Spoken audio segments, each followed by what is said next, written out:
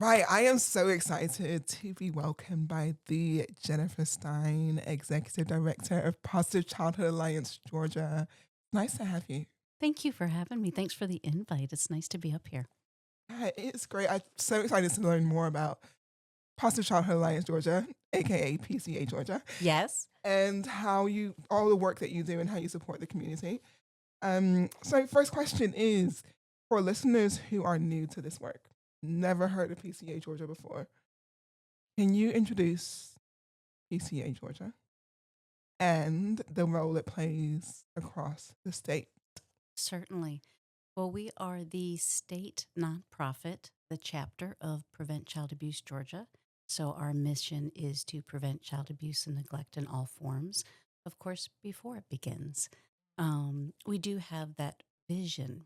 For us, it's looking at the future and seeing where all children and families are supported so that way they can thrive in safe, stable, nurturing relationships and environments.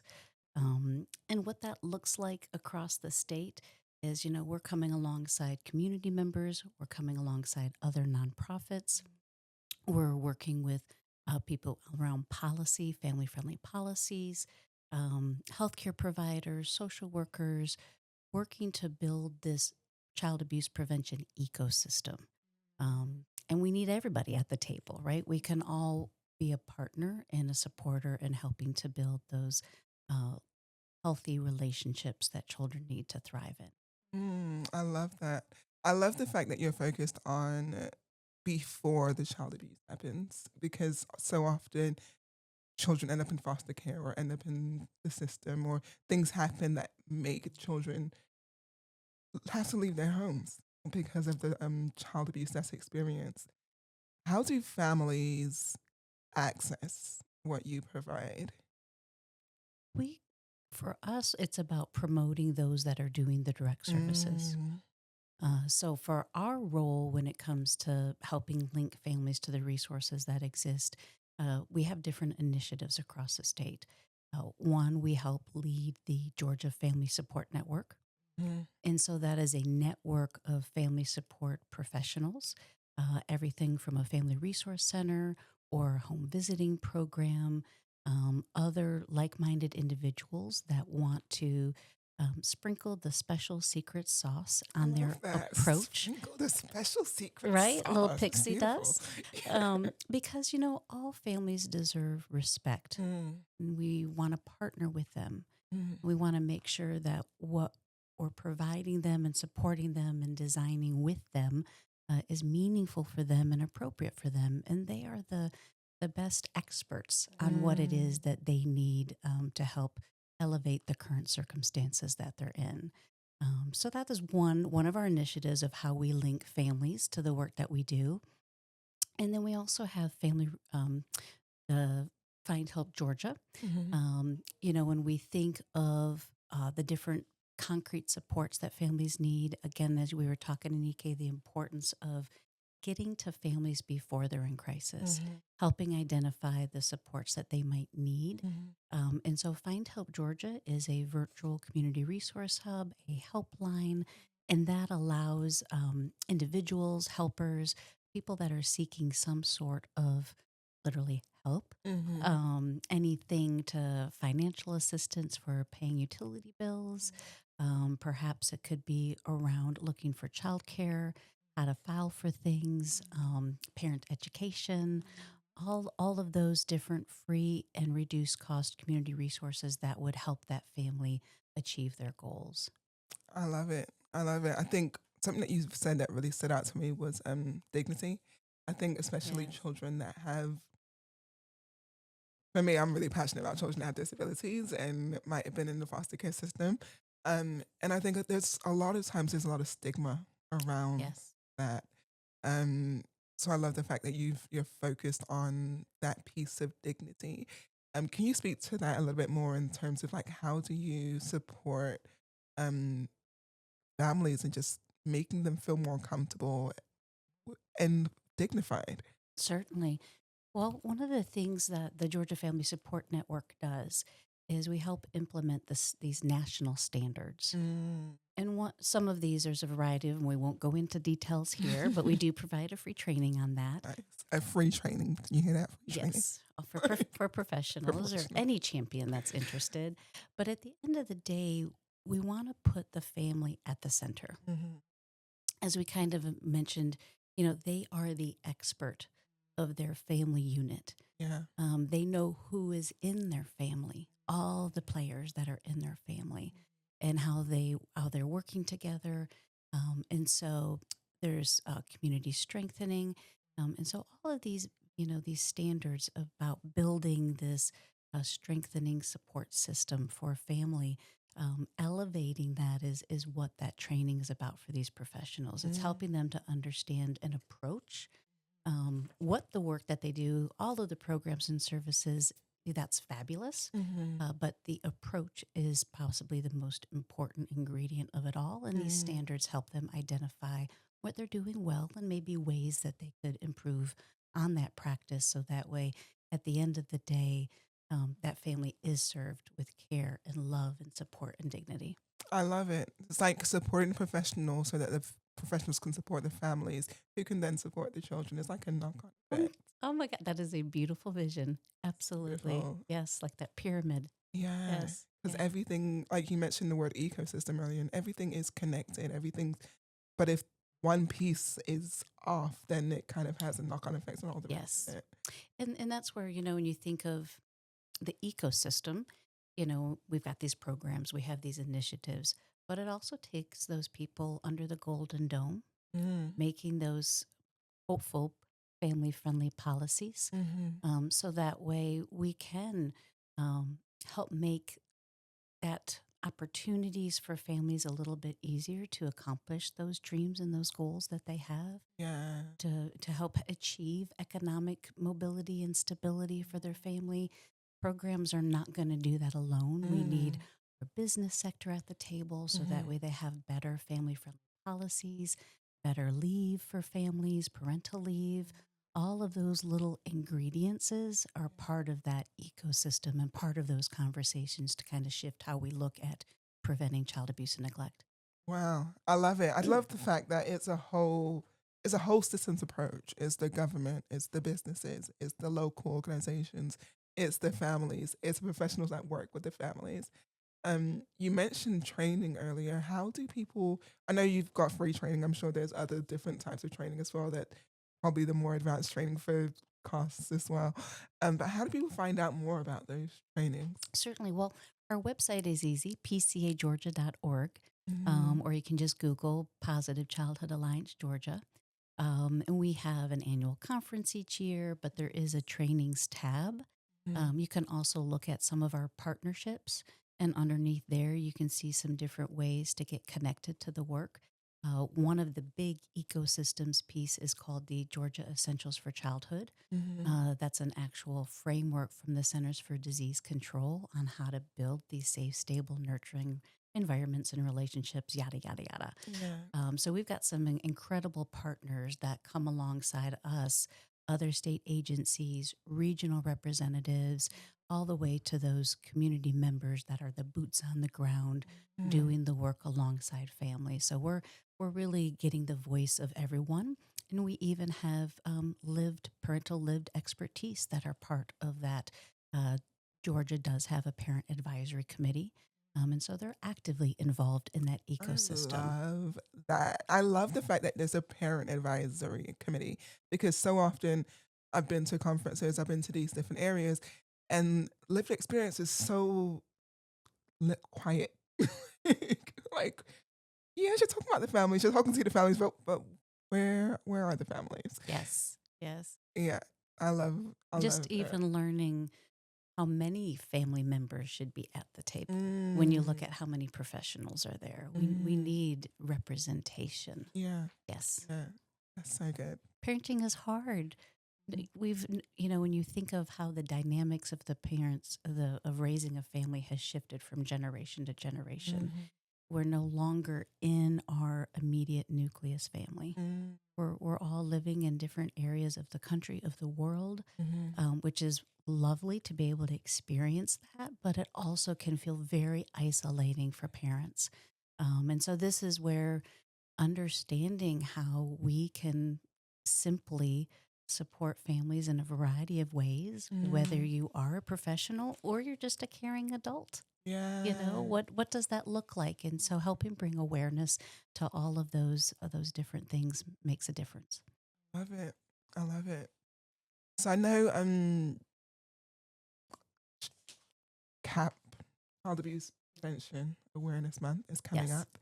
Um, what would you want people to know about that? People that might not necessarily have heard of it before. What would you like for them to When it comes to April, you're going to see pinwheels, know? Mhm. hopefully a lot of pinwheel gardens. And the pinwheel represents the child, the carefree childhood that we want for all children. Oh, And so it is that national symbol of the prevention of child abuse. mhm. It should hopefully connotate happiness, right? Oh, I That, love it. that carefree, that whimsical. And so it's our hope during April that we can shift how we look at this work, that we can really try to go what we refer to as upstream.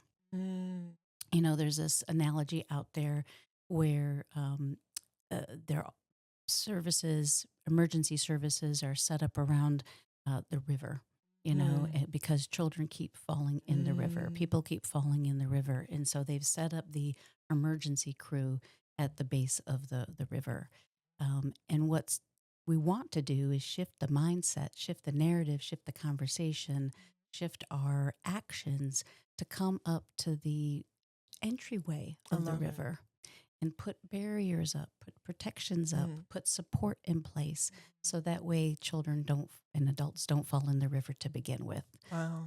There's a fun little video out there that kind of better describes that than I did with No, you. I think you described it so beautifully because it's so true. So many people, it's like, oh no, look what happened. Oh, look.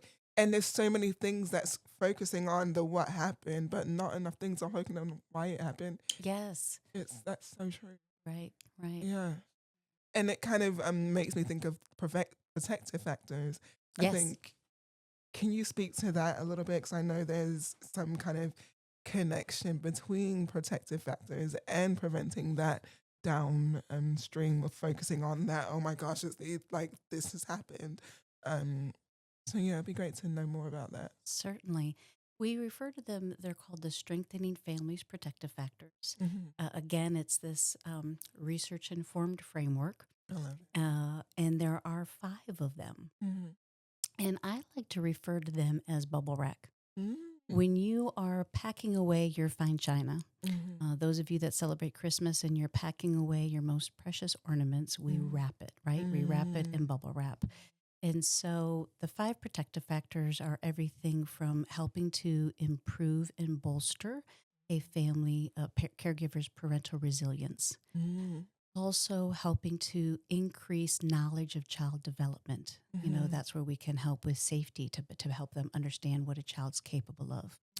We also want to bolster of a parent's understanding of their child's emotional, social stability, their competence. How do we Hmm. elevate how they better understand their feelings and regulate their feelings? Yeah. Um, how do we acknowledge and how do we bolster up within a family that it's normal to ask for help? Hmm. Everybody needs help, Yeah. right? And so linking families and helping them realize within their community, within their neighborhood, Mhm. what are those concrete supports that are available to them that they can lean on when they need some help. Another one is around social connections. Mm. I'm going to say a win for COVID-19 is that we all really started to understand how important feeling connected Yeah. is. And so, Yeah. as we already talked about, parenting was not designed to parent alone. Mm. And so, we need these five protective factors. We can help support elevating those, bolstering those in families. And with that, when that happens, we know science tells us that those families are going to be a little bit more resistant to the adversities that they're facing. Yeah. And so we're kind of safety proofing Love that it. family unit. Yeah. And so there's some incredible things, things that were for to build up social connections. A fun little thing is called a parent cafe, Mm. based on the World Cafe model or community cafe. And, sometimes things are happening organically in that way. Mm. Our social environments around the faith based sector, they do a great job with that. I think of simple things as coffee shops. Some of these new apps, there's that new, I think it's a mom app where you can get to know where other moms that might be going through the same Oh, I love journey. that. So I know of a young lady who has an 18-month-old, and I offered to babysit for her. Oh, Friday night, she and her husband, and they didn't have to pay. Oh my goodness, I can't tell you how much babysitting is now per hour, but just for them to have a night off. And I got to play with an 18-month-old, I right? love it. So those are those things that don't cost us as community members any money Yeah. to just listen, be intent, and offer. And we know people typically don't want to accept help, Mm. right? We're all resistant to that. We're very proud people. Mm. But you know what? It was one of those things. I've been connected to this family for a long time. And I just said, no, pick a Friday. I'm coming. Oh, So I said, and it makes me feel good too. So yeah. there's little things like that we can do. I remember the days of showing up with casseroles, right? Well, You're greeting a new neighbor yes, and you just show neighbors. up with a casserole, Yeah. or you knock on the door because their grass is getting long. Yeah. Hey, are you okay? Mm. Right? We've lost some of that. So yes, I love the strengthening families protective factors because there's so many little acts of kindness that we can do for one another to build that connectedness. I love that. I did just if you're watching this and you've not done that training, it's amazing. I love that you mentioned the community aspect. Do you do you see in your ideal world? Do you see society going back to that? Because I think some of my roots in Mm, Nigeria and in Nigeria, there's still very much like if you go to the villages, it's still very much community based. It takes a village. Everyone comes together to support that family, that child.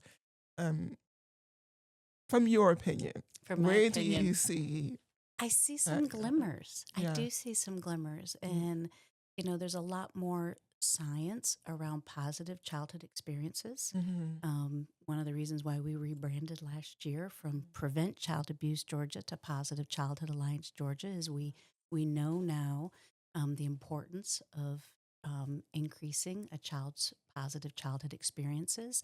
And so there's a lot of glimmers, there's a lot of examples out there. And the more that we can identify those Yeah. and lift them up and share those Mm. versus the negative things that are Mm-hmm. happening, I think they'll multiply. Yeah. And I'll share just a couple examples.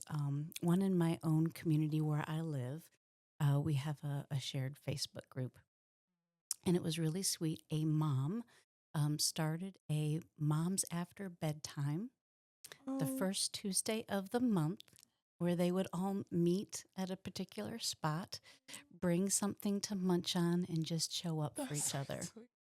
I was like That's so so sweet. excited. That was lovely. And then there's another example of community is, you know, technology is not going anywhere, but there is so much more understanding of the negative effects of screen time, of introducing a cell phone to a child too early in their life. Mm-hmm. And so you're seeing parents talk to other parents and identify, I'm not ready to give my child a cell phone yet. Mm. I want to resist as long as possible. And so we've seen some of these pods come together where they do landlines, Mm. or they do like the little Amazon Echo where it's a video call, but it's Mm. in the kitchen and it's not a cell phone. And so they've, rallied their friends, their peer group, Mm. spoke with those caregivers and said, hey, would you be interested in joining in this? Love it. And the results are amazing. Those children are learning how to listen better. Oh, They have better soft skills, better able to hold a conversation with even adults because of learning. We don't learn much from texting, right? not at all. We No. certainly don't know how to resolve conflict in that way. So those are some glimmers where I really see people concerned, caring, and being innovative, and realizing that it just takes one person to have that conversation and to create some change that are benefiting families. I love it. I love it. Okay. My final question for you Yes. is if you could tell anyone who is watching this today, there's something that you wish that they knew, what would that be? What I wish that they knew, that parenting is a journey that there is no exact science to, and that every generation is doing a little bit better with what they have. Yeah. And it's really important for us to not judge them, Mm-hmm. but instead ask what I can do for you Mm. versus standing back and wondering what's wrong with that family. Wow. And just the simple curiosity, Mm. right? And the curiosity without the shame, the curiosity without the judgment, the curiosity of let me put myself in their shoes Mm. and realizing that they're stressed. Mm. You know, even families that are doing well, it can just take one small bump in the road to Mm-hmm. start a little bit of a catalyst of uncertainty. And those stressors can really encumber that parent's ability to show up and be the best version of themselves. And I think if we were all in a room right now, you'd see me raise my hand because I too was that parent that Mm. hit roadblocks and bumps and challenges. And luckily, at that point in time in raising my children, my in laws and my parents were not too far away, or at least a phone call away. And I had a good friends group. Yeah. But not everybody has that. And I want that for every parent and caregiver. Whether you're raising your grandkids, you're the auntie, you're the uncle, you have the power to show up for other families with just simple acts of kindness and showing that you want to be there and connected to them. That is so beautiful. And I love it because I grew up in a single parent family with 4 kids Oh my goodness. and all very close in age. And I witnessed exactly what you're saying from my mom and the struggles that she had to go through. And the fact that I mean, we were born here, moved to London, moved back here, but the fact that she had so much that she was trying to balance Yes. and My all those goodness. protective factors weren't in place. And just seeing it have an impact on her mental health, on her physical health, on her emotional health. Right. Like, yeah, that is. We all turned out amazing, by the way. She did a great job. I'll agree. I'll agree with you there, Nike. I'll agree with you She there. did a great job, but it did have it had a really large impact on her. Um, I love what you're doing. I love the whole mission behind PCA Georgia and how it's impacting the community. Um, how do people find you? I know you mentioned your website earlier, but how do people find out? Certainly. So, pcageorgia.org is our website. We have an event coming up if you're free and available on the evening of April 16th. We have a fundraiser, friends raising type of an event there that evening. Yes.